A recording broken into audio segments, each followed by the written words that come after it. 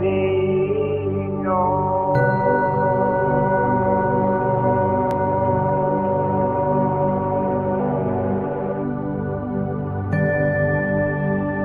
ध्यानमूलं गुरुमूर्ति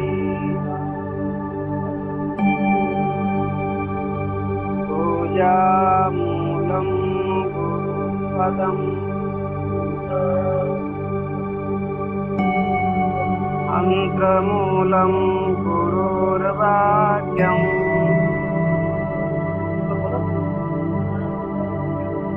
मोक्षमूलं गुरुर्कृपा।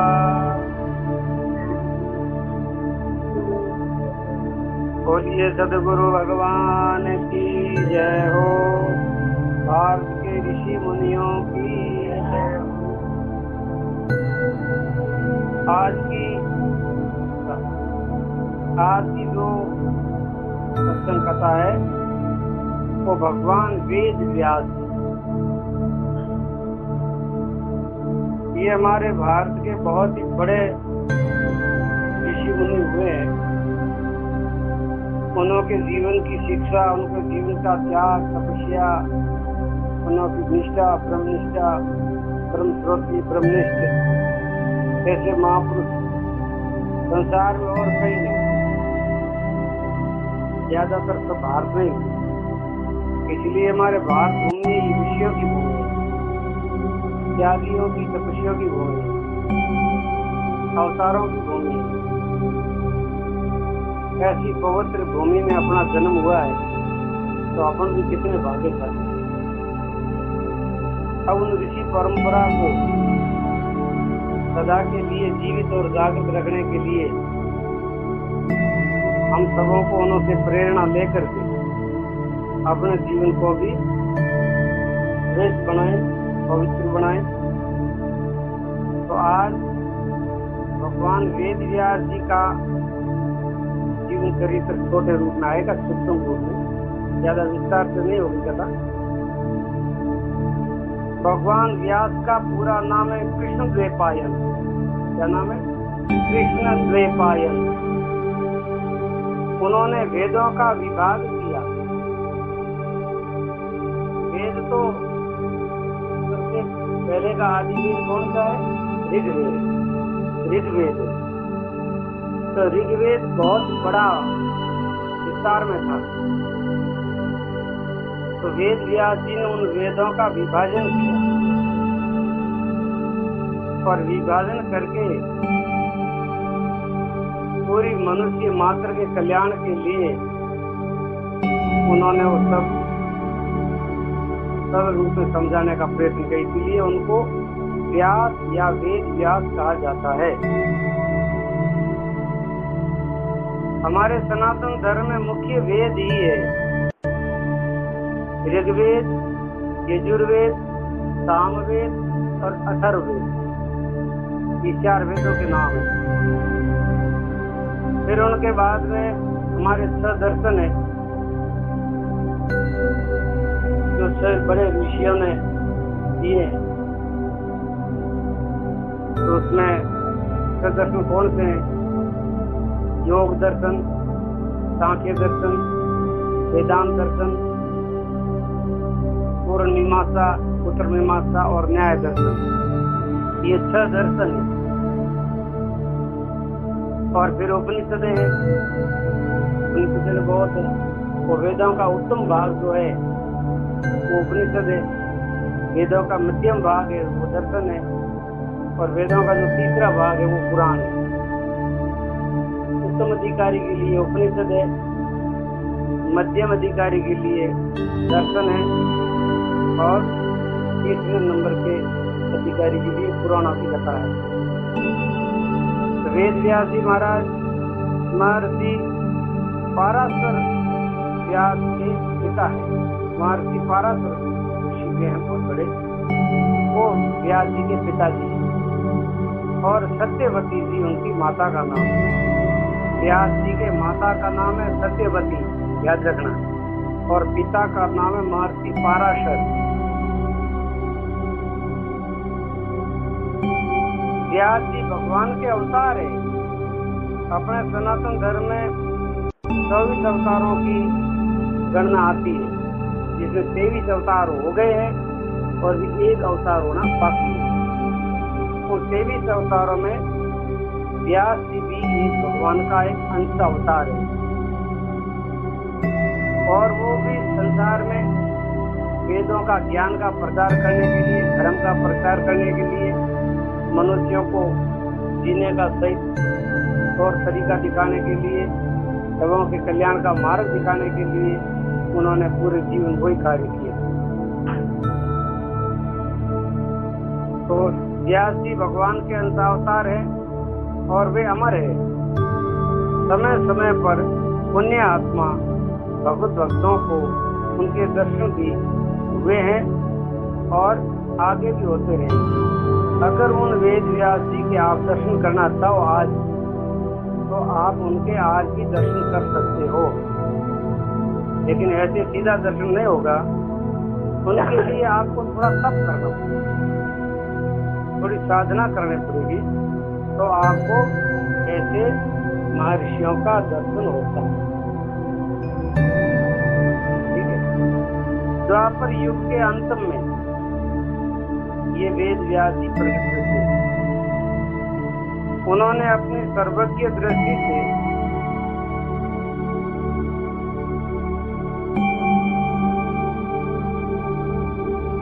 आज की कथा है हरिओम वेद व्यास जी की, ध्यान से सुनो, बैठो। ये वेद व्यास जी भगवान द्वापर युग के अंतिम भाग में वेद व्यास जी प्रकट हुए थे। भगवान जन्म नहीं लेते हैं, भगवान प्रकट होते हैं। प्रकट होने में और जन्म लेने में बहुत अंतर होता है। तो जन्म लेता है वो तो अपने कर्मों के अधीन होकर के जन्मता है, और जो भगवान प्रकट होते हैं वो सारे कर्मों को, प्रकृति को अपने वश में करके प्रकट होते हैं। अंतर है, मतलब वो प्रकृति के किसी भी बंधन में नहीं बंधते, और जीव संसार में जब जन्म लेता है वो कर्मों में बंधन में फंस करके जन्म लेता है, पराधीन होकर के जन्म लेता है। और भगवान का प्रागट्य होना उनकी स्वतंत्रता है, इसलिए उनको किसी प्रकार का बंधन लागू होता ही नहीं है। और जिनको बंधन लागू नहीं होता है वही दूसरे का बंधन काट सकता है। खुद बंधा हुआ है तो दूसरों का क्या बंधन काटेगा? इसलिए उन्होंने अपनी सर्वज्ञ दृष्टि से ये समझ लिया था कि कलयुग में मनुष्यों की शारीरिक शक्ति और बुद्धि शक्ति बहुत घट जाएगी। आज की कहानी है भगवान वेद व्यास जी। उन्होंने विचार किया गया और द्वापर युग का तो अंत हो गया। कल बात बताई थी, युग 4 प्रकार के होते हैं, सतयुग, त्रेता युग, द्वापर युग और कलयुग। ये 4 हमारे युग के नाम हैं। आपको पता है? पहले से याद है? नहीं होगा। सबसे प्रथम सतयुग, बाद में त्रेता युग, तीसरे नंबर में द्वापर युग और चौथे नंबर कलयुग। अब ये कलयुग पूरा हो जाएगा जब थोड़ा समय के लिए प्रलय होगा, और फिर बाद में सतयुग आएगा, तीसरे वाला द्वापर युग, द्वापर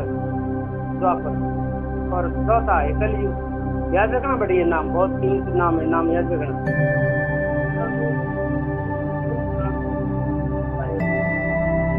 ना ऐसा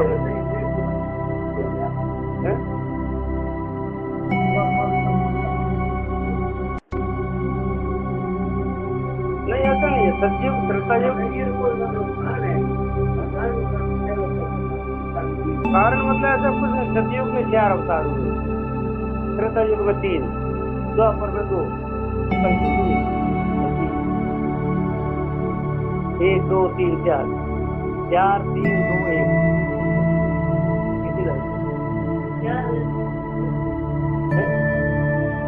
भगवान विष्णु के सतयुग में 4 अवतार हुए, द्वापर में, त्रेतायुग में 3 हुए, सतयुग में गुरु जी कौन से अवतार हुए? 4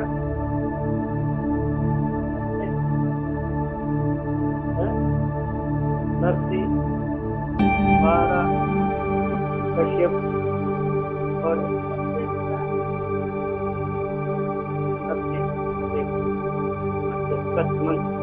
नरसिंह और वारा।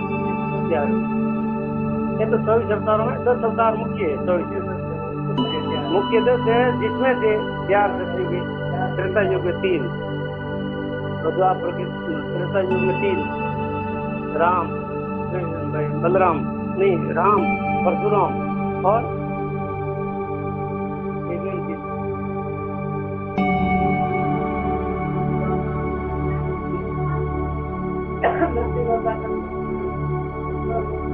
नरसिंह सतयुग। और द्वापर में 2 हुए हैं, कृष्ण और बलराम, और अब कलयुग में एक बाकी है, होना है।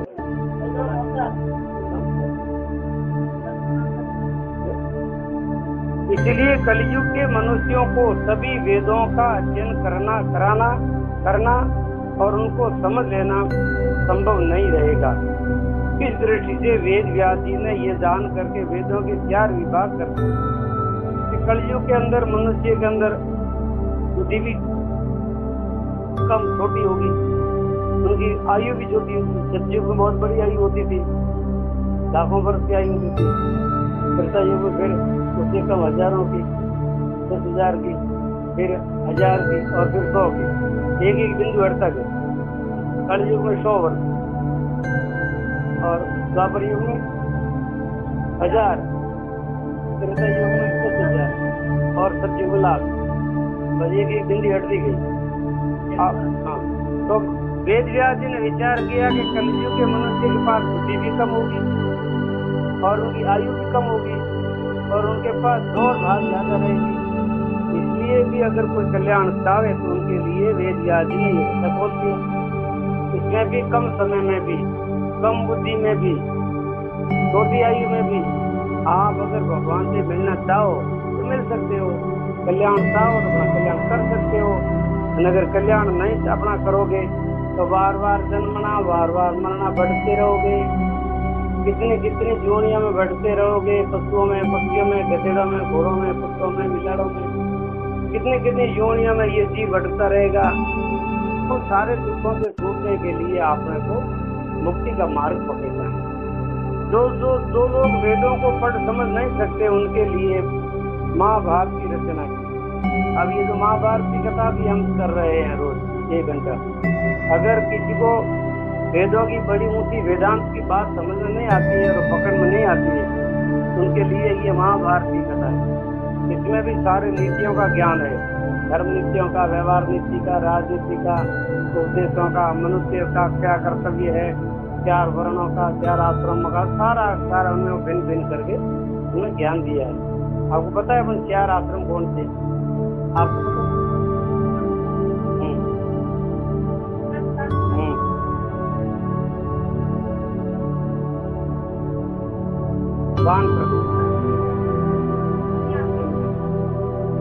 ठीक है। और ऐसे ही हमारे 4 वर्ण पता है आपको? हाँ, क्षत्रिय, वैश्य और शूद्र, 4 वर्ण बताए गए। तो ये सब कर्मों के अनुसार होते हैं। हाँ, 4 पुरुषार्थ है, धर्म, अर्थ, काम और मोक्ष। 4 वेद है, 4 वाणी है। ये सब प्रक्रिया अपने को समझनी चाहिए। तो आपने समझो कि ऋषियों का ज्ञान पा लिया। आप सबों को ये समझना है, ज्ञान लेना है, ज्ञान प्राप्त करना है। महाभारत में वेदों का सभी ज्ञान आ जाता है। इसमें महाभारत में सब आ जाता है, ज्ञान भी आ जाता है, भक्ति योग आ जाता है, कर्म योग आ जाता है, राजनीति का ज्ञान भी आ जाता है, सारा का सारा महाभारत में ज्ञान आ जाता है। थोड़ा ये विस्तार से बड़ा है तो पूरा सुनने में, पढ़ने में थोड़ा समय लगता है, लेकिन सब कुछ उससे भरा हुआ है। धर्मशास्त्र, नीति शास्त्र, उपासना और ज्ञान विज्ञान की सभी बातें महाभारत में बड़े सरल ढंग से वेद व्यास जी ने समझाई गई। इसके अतिरिक्त पुराणों की अधिकांश कथाएं हमारे देश, समाज तथा धर्म का पूरा इतिहास महाभारत में भरा हुआ है। सारा इतिहास आ गया है हमारे महाभारत में। इसमें बड़े बड़े ऋषि मुनि हुए हैं और बड़े बड़े राजा हुए हैं, बड़े धर्मात्मक चक्रवर्ती, बड़े बड़े सूरवीर हुए हैं, बड़े बड़े दानी हुए हैं, बड़े बड़े जति सती हुए हैं, बड़े बड़े ज्ञानी हुए हैं, बड़े बड़े योगी तपस्वी हुए हैं। उन सबों का चरित्र इस महाभारत में आपको सुनने के लिए मिलेगा। आप प्रेम से सुनोगे, श्रद्धा से सुनोगे, उनको ध्यान दोगे, उनका विचार चिंतन मन करोगे, तो आपको भी वो सारी की सारी जानकारी मिल जाएगी। अब भारत में जन्मे हो आप और भारत के इतिहास का आपको पता नहीं है, भारत की संस्कृति का आपको पता नहीं है, भारतीय ऋषि मुनियों का आपको पता नहीं है, भारतीय अवतारों का आपको पता नहीं है, भारत की दिव्य शिक्षा का आपको पता नहीं है, तो फिर यहाँ जन्म लेने से क्या मतलब? तो वहाँ जन्मते कहीं पाकिस्तान में या चीन में नास्तिक लोगों में जन्मते, जहाँ धर्म की कोई वस्तु नहीं है, सब बस नास्तिक लोग वहाँ जन्मते। फिर वहाँ आपको न तो कोई वेदों की जरूरत रहती, न शिक्षा की, न संस्कारों की, न उपनिषदों की, न धर्म की। बस आप पियो, भोगो, मौज करो, मर जाओ, और क्या? बस कुछ नहीं। बार बार जन्मते रहो, बार बार मरते रहो, बस इतना ही है वहाँ क्या, और कुछ नहीं। लेकिन यहाँ तो सारे परमात्मा से बात होती है, भगवान से मिलन होता है, भगवान का आशीर्वाद मिलता है, भगवान की कृपा प्रसादी मिलती है। ये तो वो देश है। ये हमारा देश भोग प्रधान नहीं है महाराज, ये हमारा देश योग प्रधान है। यहाँ आपने जन्म लिया है, योगी बनने के लिए जन्म लिया है, भोगी बनने के लिए जन्म नहीं लिया है। ध्यान रखना, आपको योगी बनना है, कर्म योगी बनना है, भक्ति योगी बनना है, ज्ञान योगी बनना है, हठ योगी बनना है, संयम योगी बनना है। इसलिए तो भगवान ने अवतार लेकर के गीता का जो उपदेश दिया वो सारा का सारा योग के आधार पर चल रहा है। आपने गीता नहीं पढ़ी होगी, पढ़ी है जिस भारत में गीता प्रकट हुई है, जिस भारत में भगवान प्रकट हुए हैं और पूरी दुनिया उनके चरणों में जय जयकार करती है, और आपको पता ही नहीं है कि भगवान ने क्या उपदेश दिया। बड़े आश्चर्य की बात है कि नहीं? बड़े आश्चर्य की बात है कि नहीं? जिस भारत में भगवान प्रकट हुए हैं, गीता जैसा दिव्य शास्त्र प्रकट हुआ है, पूरा विश्व जिनको मानता है, और उस गीता का अपने को पता ही नहीं है। इतना अंधेरा है जीवन। विचार करना, अंधेरा है कि नहीं है? विचार करना, ये अंधेरा है कि नहीं है? इसलिए बहुत सुंदर मौका मिला हुआ है, बहुत सुंदर जीवन को प्रकाशित करने का अवसर मिला हुआ है। और आप जैसे ब्रह्मचारियों के लिए तो बिल्कुल सरल काम है। आप चाहो तो एक सिर्फ 15 दिन में 20 दिन के अंदर पूरी गीता याद कर लो। 700 मंत्र तो है, ज्यादा लंबा चौड़ा पौधा थोड़ा ही है, 700 मंत्र है।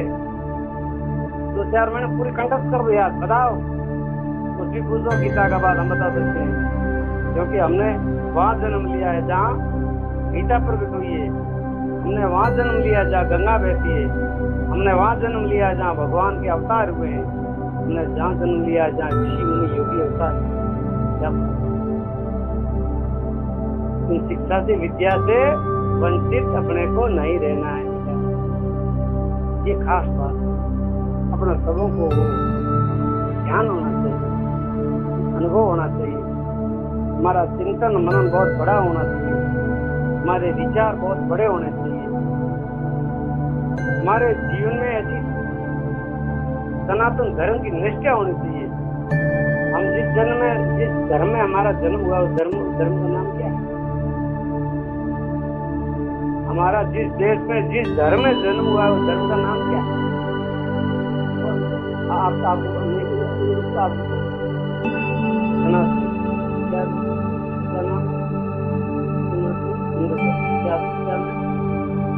सनातन हिंदू धर्म। ऐसे हिंदू धर्म ही सनातन है, ऐसे हिंदू धर्म है वही सनातन धर्म, और सनातन धर्म वही हिंदू धर्म। मतलब हिंदू धर्म और सनातन धर्म को दो नहीं है, एक ही वस्तु के नाम। ऐसे धर्म में हमारा जन्म हुआ है, फिर हम कितने भाग्यशाली हैं। यहाँ जन्म लेने के लिए देवता तरस रहे हैं महाराज, इतनी भूमि पवित्र है। ऐसे पवित्र भूमि में जन्म लेकर के अगर हमारा जीवन अपवित्र रह गया तो दोष किसका? हमारी पद्धति है। हाँ हाँ हाँ, ये मानता यही है, इसी बात की मानता है। इसको कोर्ट ऐसी मान्यता देती है, वो धर्म का नाम नहीं लेती है, क्योंकि धर्म का नाम लेती है तो कोर्ट वाला फंस जाता है।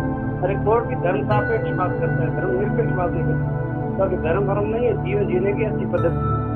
अब क्या कहो, ऐसी पद्धति दुनिया में कहीं नहीं। बात वो कि वो कान इधर से पकड़ो, सही इधर से पकड़ो। जीवन की सबसे सरल सुंदर जीवन जीने की पद्धति है, वो किसी का नाम है। ऐसे पवित्र भारत भूमि में, ऐसे पवित्र धर्म में, ऐसी पवित्र तपोभूमि में हमारा जन्म हुआ है। अगर हम अपवित्र रह गए तो फिर हमारी अज्ञान, हमारी मूर्खता। इसी प्रकार की रुचि रखने वाले लोग भगवान की उपासना में लगे।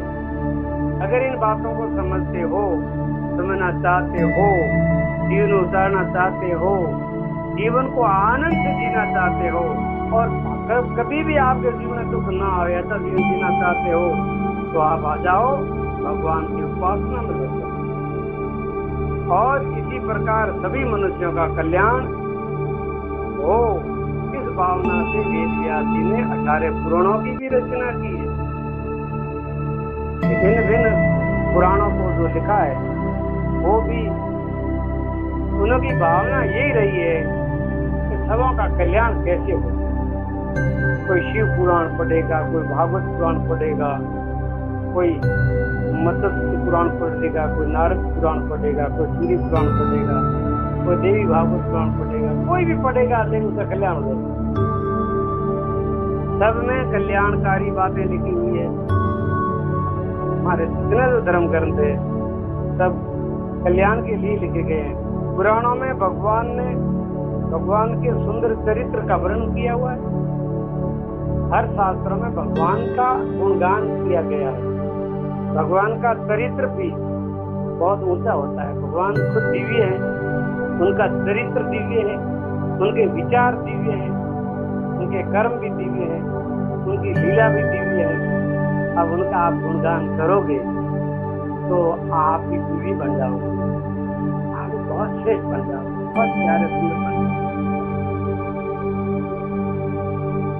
भगवान के भक्त धर्मात्मा लोगों की कथाएं पुराणों में है। अच्छा सुनो, भगवान के जितने प्यारे भक्त हुए हैं उन सबों की कथाएं शास्त्रों में आती है। और आप भी अगर ऐसे श्रेष्ठ कार्य में लग जाओगे तो एक दिन आपकी कथा भी शास्त्रों में आ जाएगी और दुनिया आपकी कथा सुनेंगे, दुनिया आपकी कथा करेंगे। जैसे अभी हम तुकाराम की कथा सुनते हैं, महात्मा ज्ञानेश्वर की कथा सुनते हैं, विवेकानंद की कथा सुनते हैं, रामकृष्ण परमहंस की कथा सुनते हैं, संत भीमेश्वर की कथा सुनते हैं, महाराज श्याम जी संत की कथा सुनते हैं, मीराबाई की कथा सुनते हैं, शिवरी की कथा सुनते हैं, नहीं सुनते? ऐसे भी एक दिन आपकी भी दुनिया कथा सुनेगी। ओहो कितने महान हुए देखो। ऐसा महान बनना है आपकी बात। और घटिया जीवन जीना है, कीड़ों मकोड़ों की तरह, पशुओं की तरह जीवन जीना है, खा पी करके भोग करके मर जाना है, बस इतना जीवन जीना है। तो सारे जिया जी रहे हैं। आपको विशेष जीवन जीना है, आपको जीवन श्रेष्ठ बनना है। इनके अतिरिक्त व्रतों की विधियां, हमारे शास्त्रों में व्रत रखने की बहुत विधियां हैं। कोई कहते हैं आज मेरे शिवरात्रि का व्रत है, कोई कहते हैं मेरे आज जन्माष्टमी का व्रत है, कोई कहते हैं मेरे आज रामनवमी का व्रत है, कोई कहते हैं हमारे एकादशी का व्रत है। नहीं करते? आप कौन सा व्रत करते हैं?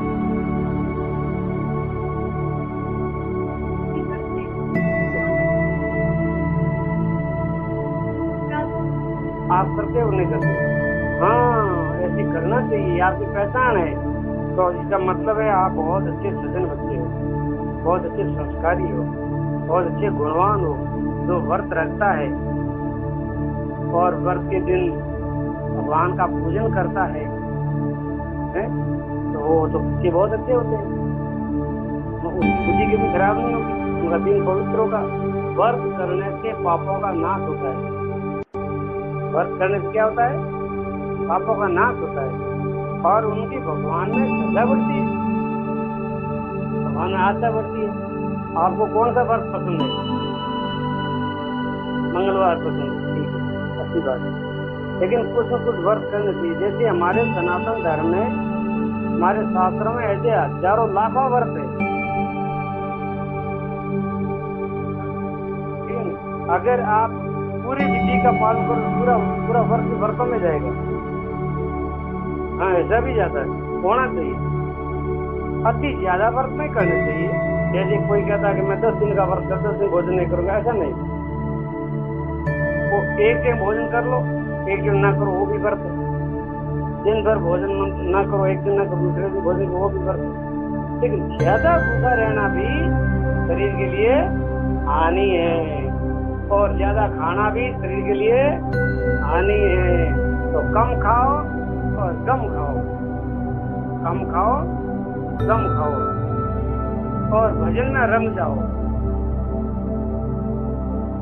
गम खाने का मतलब छोटी छोटी बात पर गुस्सा मत करो, छोटी छोटी बात के लिए झगड़ा मत करो,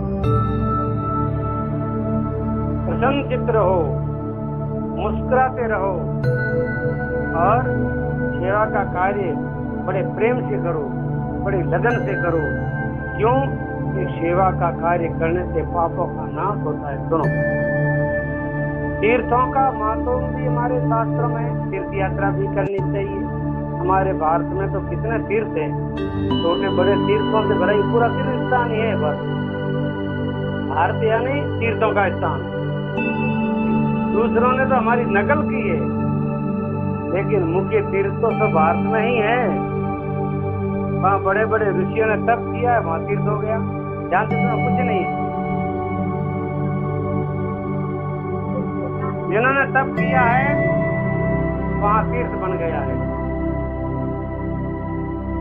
ज्ञान, वैराग्य, भक्ति, नीति आदि लाभकारी उपदेशों से हमारे शास्त्र पूर्ण भरे पड़े हैं। ध्यान दो। इसलिए आप किसी भी साधन को पकड़ करके, चाहे व्रत को पकड़ो, तीर्थ को पकड़ो, जप को पकड़ो, स्वाध्याय को पकड़ो, यज्ञ को पकड़ो, ध्यान को पकड़ो, शास्त्रों को पकड़ो, बेड़ा पार। लेकिन कुछ न कुछ पकड़े रहना, नहीं तो फिर संसार में गिर जाओगे। संसार में गिरता है ना, वो जन्म मन के चक्कर में भटकता रहता है। उनको कभी मार्ग नहीं मिलता, उनको कभी मोक्ष नहीं मिलती।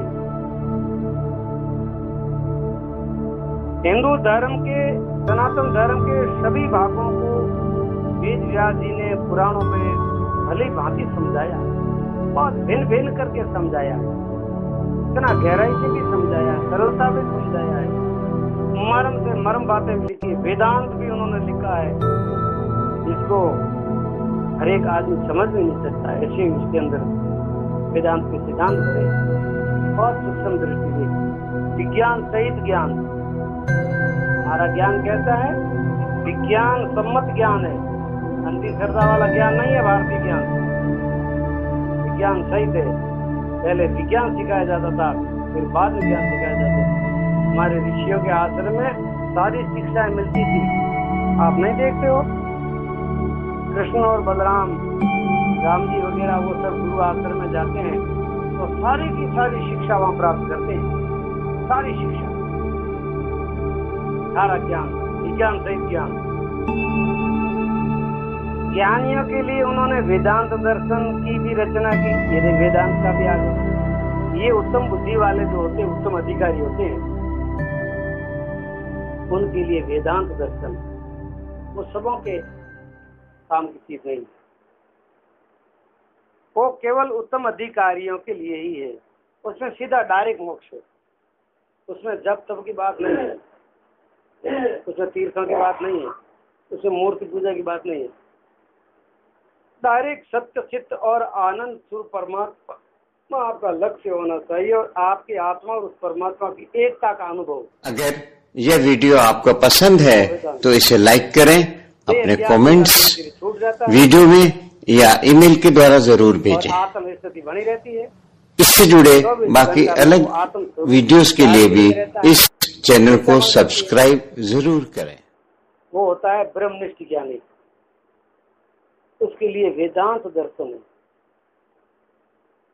तो उनका भी उन्होंने विस्तार किया कि उन चीज के कोई ग्राहक उनके लिए वो। अब वेद व्यास जी का हमारे ऊपर कितना उपकार है, उन्होंने हमारे लिए कितना किया है, हमारे लिए कितना उन्होंने किया है। अब उनका हमारे ऊपर बड़ा ऋण है, कर्जा है। ऐसे ऋषियों का कर्जा कब उतरेगा? जैसे माता पिता की सेवा करने से माता पिता का कर्ज उतरता है, देवताओं का यज्ञ अग्निहोत्र आदि करने से, उनका पूजन करने से देवताओं का ऋण उतरता है। ऐसे ऋषियों ने जो शास्त्र लिखे हैं उनको पढ़ना समझना सीखना, पढ़ना समझना सीखना समझना, तो समझोगे ऋषियों का ऋण आपके उतर जाए। अब आप पूरी जिंदगी के अंदर, पूरे जीवन के अंदर कभी गीता पढ़ी नहीं, कभी उपनिषद पढ़े नहीं, आपने दर्शन पढ़े नहीं, वेद पढ़े नहीं, तो ऋषियों का ऋण जो है आपके ऊपर बना रहेगा, नहीं रहेगा।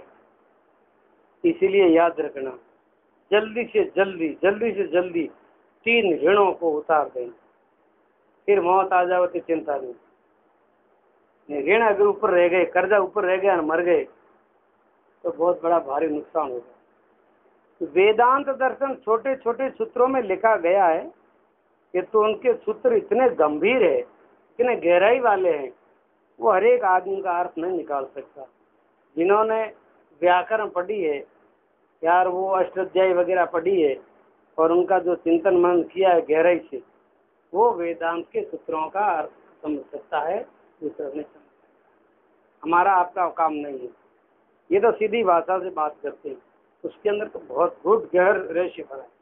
जैसे छोटा सा बीज होता है, पूरा बड़ कितना बड़ा होता है, बड़ कितना बड़ा होता है, लेकिन छोटे से बीज के अंदर ही होता है।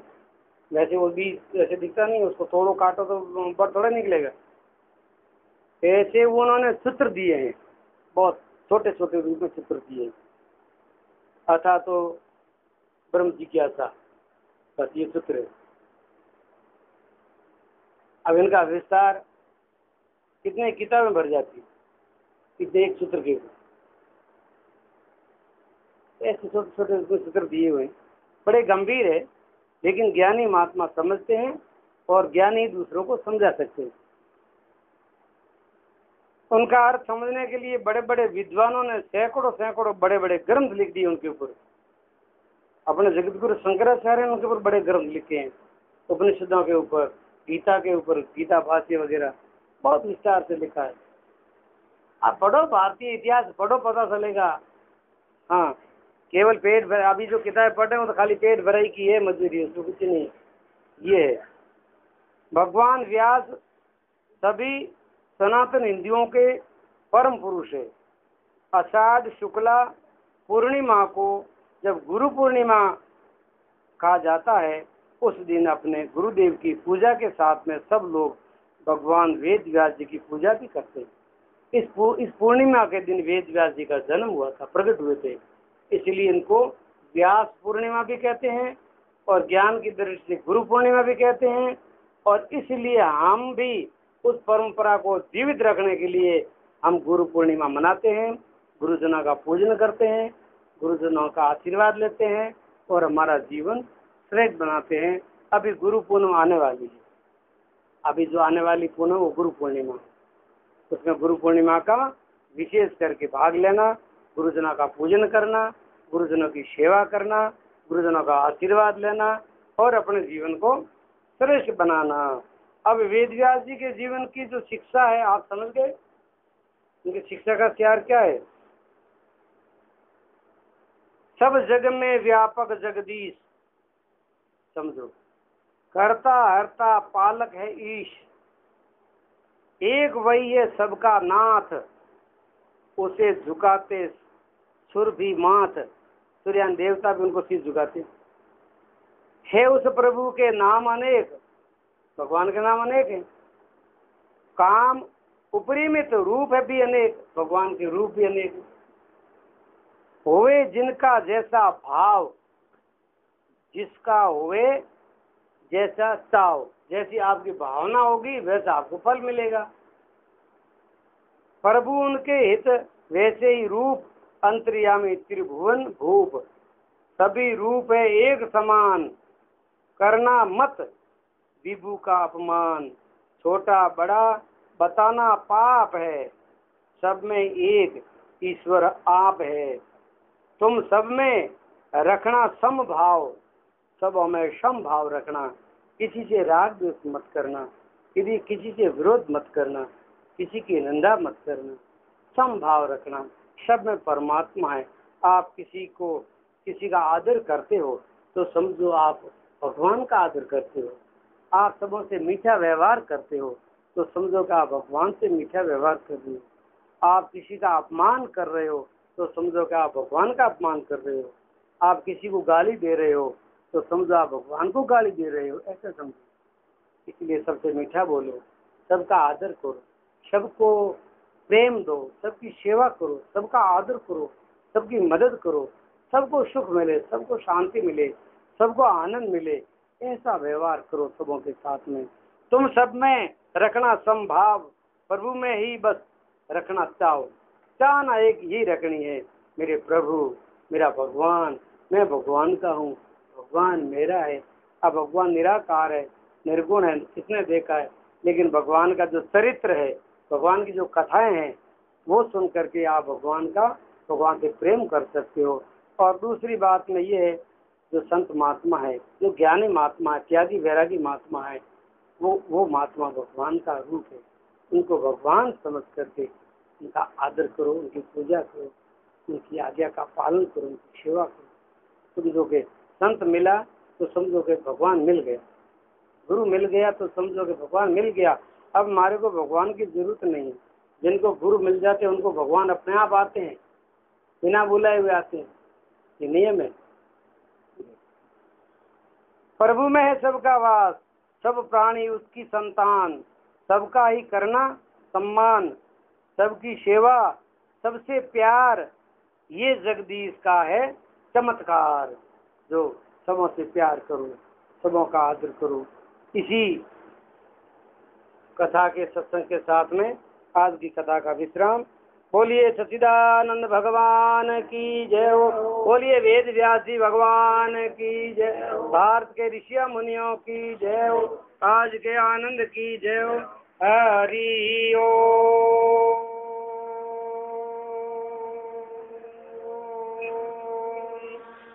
सर्वे भवन्तु सुखिनः, सर्वे सन्तु निरामयाः, सर्वे भद्राणि पश्यन्तु मा कश्चित् दुःखभाग्। ओम शांति शांति शांति।